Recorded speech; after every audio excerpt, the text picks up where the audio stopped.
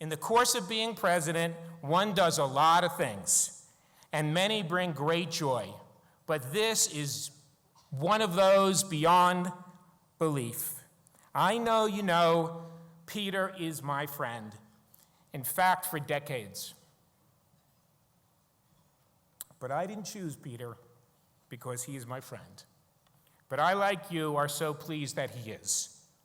Very simply, he is a very good lawyer, a very good person, and a very good friend to NACDL and to all of us for a very long time.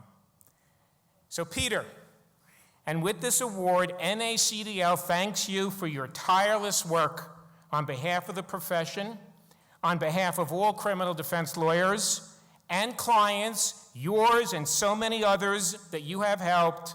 I am so pleased and proud to present to you this year's Robert C. Heaney Memorial Award, an honor and recognition the defense community uniformly and joyfully regards as richly and well-deserved. I give you Philadelphia lawyer Peter Goldberger.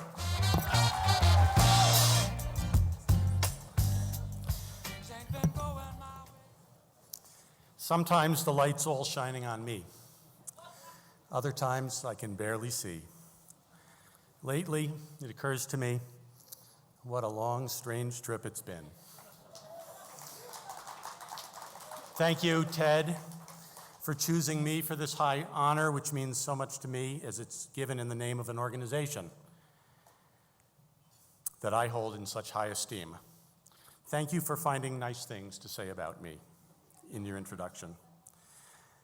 To be put in the company of the past winners of the Robert C. Heaney Memorial Award is humbling. In fact, it's almost overwhelming. I looked at the list of the 34 previous winners, page 9 of your program. I realized that I knew all but 2 of them. I see individuals on that list whom I have admired, learned from, tried in one way or another to emulate throughout my career. I probably had been a member of NACDL for about 5 years, it seems to me, before I attended my first annual meeting. That was in Boston in 1988. Ephraim Margolin was sworn in as president at that meeting. And I still remember how moved and inspired I was by his remarks, how energized I was by the large number and variety of criminal defense lawyers from all over the United States that I met there for the first time.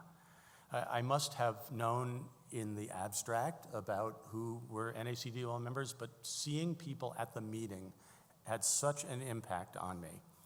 People I met there for the first time, all dedicated to the common goals of helping one another to improve the professional quality and ethical foundations of the services they were providing to their clients. They were public defenders, private lawyers, young, old, men and women from small towns and big cities, specialists in juvenile cases, capital cases, white-collar cases, organized crime, drug conspiracies, DUI, and misdemeanors. Lawyers whose clients were poor, lawyers most of whose clients were rich and powerful, yet all were coming together around this common goal of becoming better at trying to fulfill the promise of the Sixth Amendment throughout our land. I realized then and there, July 1988, that I wanted to be part of this project for the rest of my career, and that's what I did. At that time, I had been in private practice a little more than a year. I had the crazy idea of running a criminal appellate practice, mostly federal because that's what I knew from my clerkship and federal public defender experience. I figured that most real criminal defense lawyers, like most of you, unlike me, loved trials and disliked appeals. So I figured maybe I could get referrals. I hoped that in a specialized area with relatively little competition, I could develop my expertise and hopefully a bit of a reputation. In that way, I figured I might manage to land enough well-paying cases that I could meet a personal goal of taking 20 to 25% of my cases pro bono, or low bono, what we sometimes call semi-pro bono. including in that percentage the time that I spend with NACDL and FAM and ACLU activities.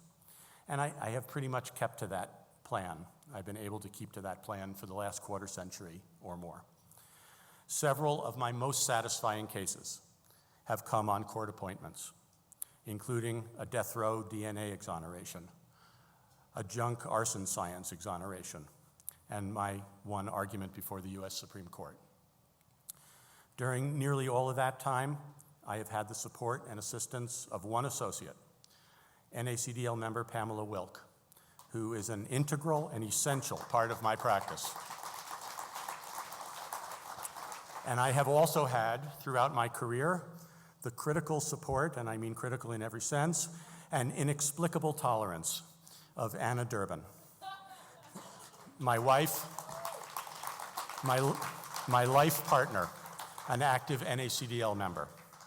Anna is the most sensitive, compassionate, and sensible human being I have ever known, not to mention one of the best lawyers. Anna and I met in the federal prison clinic in law school, and I have loved her for more than 40 years.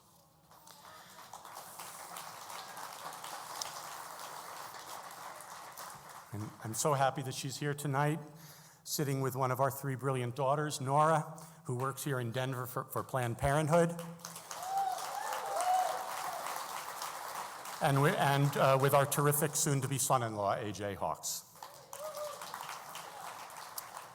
It seems, I wish I could agree with Martin Luther King about the arc of justice. Sometimes it seems more like a pendulum.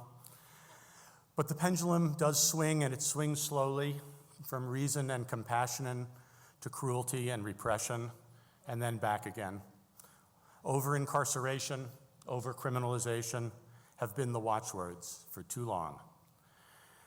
Through my volunteer work for NACDL and others, I have tried to do my small part in our collective effort to change those policies. But most of what we do as criminal defense lawyers is not on the level of policy. Necessarily, we defend our clients one at a time. We do that because we believe in 2 things. One of those things is political. The other is spiritual.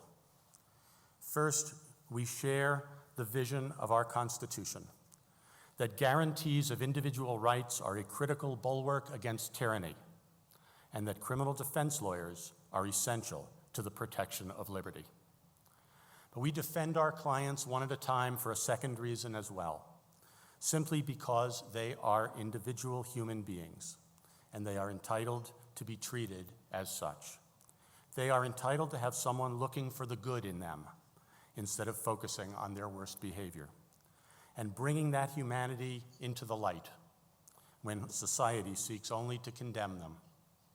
We are proud to do this for the innocent, for the wrongly accused, for the overcharged, and also for the occasional client who may be guilty. This is my life's calling. It's also the cause of NACDL. For this reason, I am so glad to be here with you tonight, and I am honored to accept the Robert C. Heaney Award.